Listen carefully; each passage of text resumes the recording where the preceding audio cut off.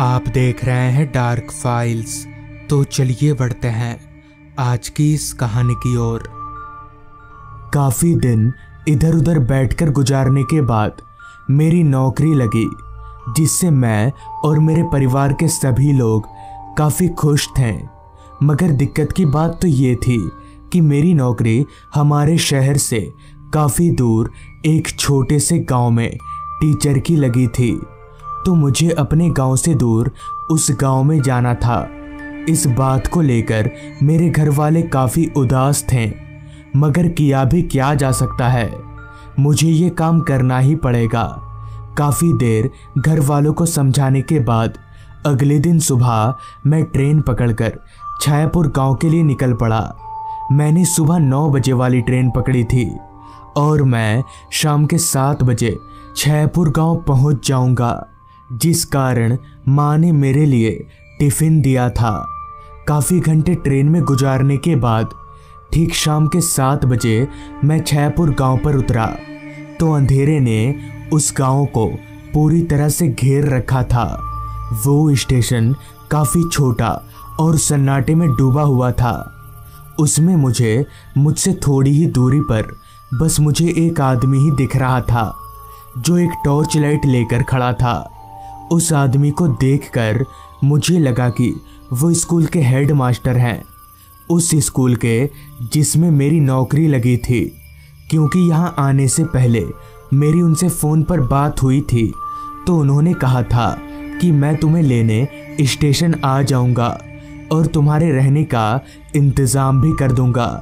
तो मैं चलकर स्टेशन पर खड़े उस आदमी के पास गया तो उस आदमी ने मुझसे कहा, भाई साहब आप ही हैं कुंदन?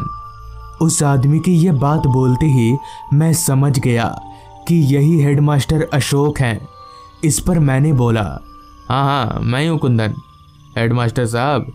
जिसके बाद हम चलकर स्टेशन से बाहर निकले तो बाहर भी काफ़ी ज़्यादा सुनसान और सन्नाटा था। इस पर मैंने हेडमास्टर साहब से कहा, क्या बात है, इस गांव में इतना सन्नाटा क्यों है? गांव का कोई आदमी भी नहीं दिख रहा। जिस पर हेडमास्टर साहब ने कहा, यह गांव रात के वक्त कुछ ठीक नहीं है। लोगों का मानना है कि अंधेरा होते ही इस गांव में आत्माएं अपना डेरा जमा लेती हैं और लोगों को अकेला पाकर उनको मार डालती हैं। हेडमास्टर साहब की ये बात मुझे कुछ हजम नहीं हुई, क्योंकि मैं इन सब बातों पर विश्वास नहीं करता था। अभी हम आगे बढ़ ही रहे थे कि तभी हेडमास्टर साहब ने दोबारा कहा, तुम भी थोड़ा संभल कर रहना। इस गांव में अंधेरा होने के बाद घर से बाहर मत निकलना, और हाँ, हमेशा रात को खिड़की दरवाजे बंद कर कर ही सोना।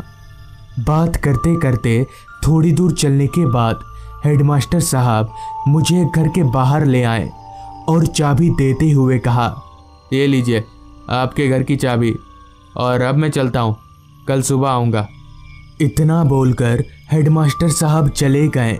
जिसके बाद मैंने दरवाजे पर लगे ताले को खोला और घर के अंदर गया तो घर के अंदर का माहौल काफ़ी साफ सुथरा था। ये देखकर मुझे पता चल गया कि हेडमास्टर साहब ने मेरे आने से पहले ही इस घर को साफ कर दिया है। सुबह से काफ़ी सफ़र करने के कारण अब मैं काफ़ी थक गया था, तो मैं हाथ मुंह धोकर थोड़ा फ्रेश हुआ और सीधे सोने के लिए बिस्तर पर आ गया। उस घर में एक खाट और एक टेबल को छोड़कर और कुछ भी नहीं था। अभी मैं बिस्तर पर लेटा ही था कि तभी एक झटके से मेरे कमरे की खिड़की खुल गई, मगर बाहर तो हवा चल ही नहीं रही थी। तो फिर अचानक खिड़की खुली तो खुली कैसे, ये सोचकर मैं बिस्तर पर से उठा और खिड़की के पास गया तो सच में बाहर थोड़ी सी भी हवा नहीं चल रही थी। तो मैं खिड़की से झांककर आसपास देखा, मगर कहीं भी कोई नहीं था। जिसके बाद मैंने वापस से खिड़की लॉक किया और सोने के लिए बिस्तर पर आ गया। जिसके थोड़ी देर बाद ही नींद ने मुझे अपने आगोश में ले लिया।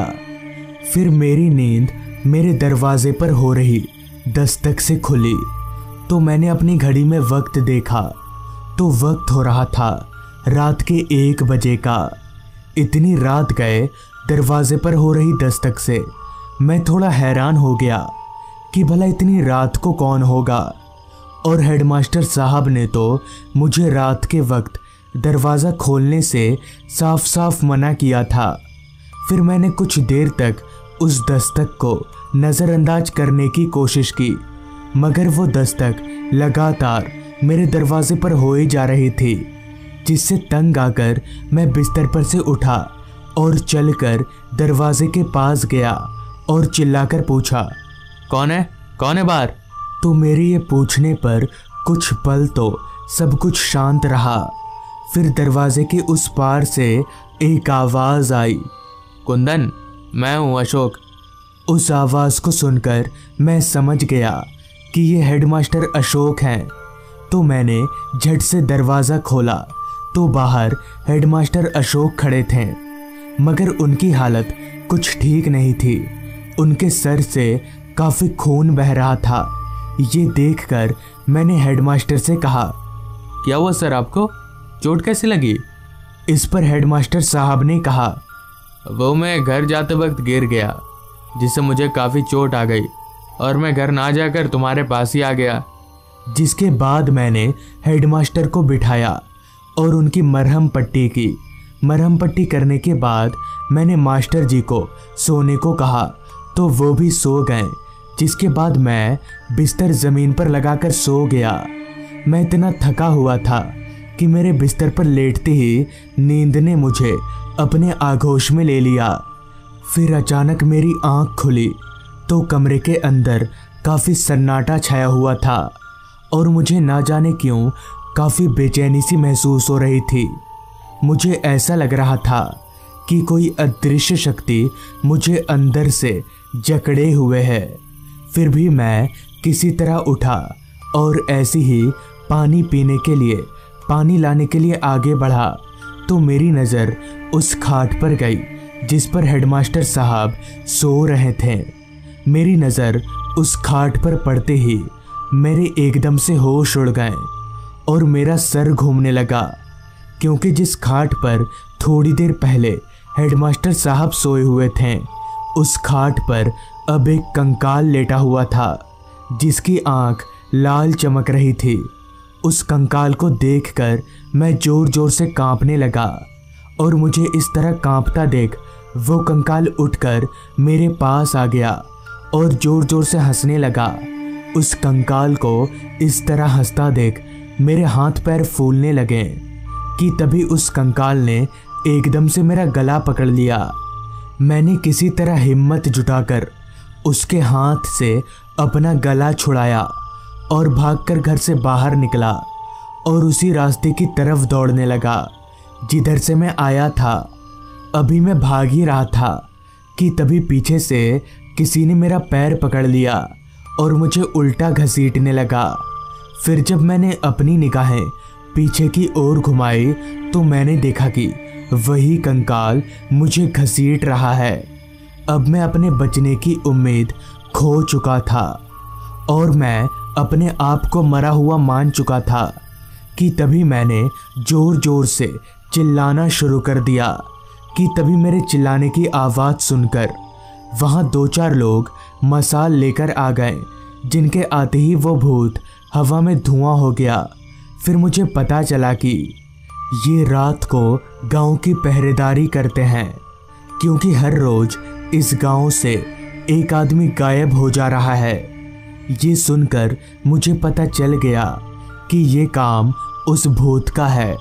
तब मैंने अपनी पूरी आपबीती उन सभी को बताई, जिस पर उन्होंने कहा, क्या बोल रहे भाई साहब आप? हेडमास्टर अशोक तो कल रात को ही लापता हो गए थे और उनकी लाश आज सुबह ही मिली थी। ये सुनकर मैं दंग रह गया कि हेडमास्टर अशोक भी भूत थे। तो दोस्तों, ये थी आज की कहानी। अगर आपको ये कहानी अच्छी लगी हो तो चैनल को ज़रूर सब्सक्राइब कर लें। तो मैं आपका दोस्त आर्यन जल्द ही मिलूँगा आपसे ऐसी ही एक कहानी के साथ।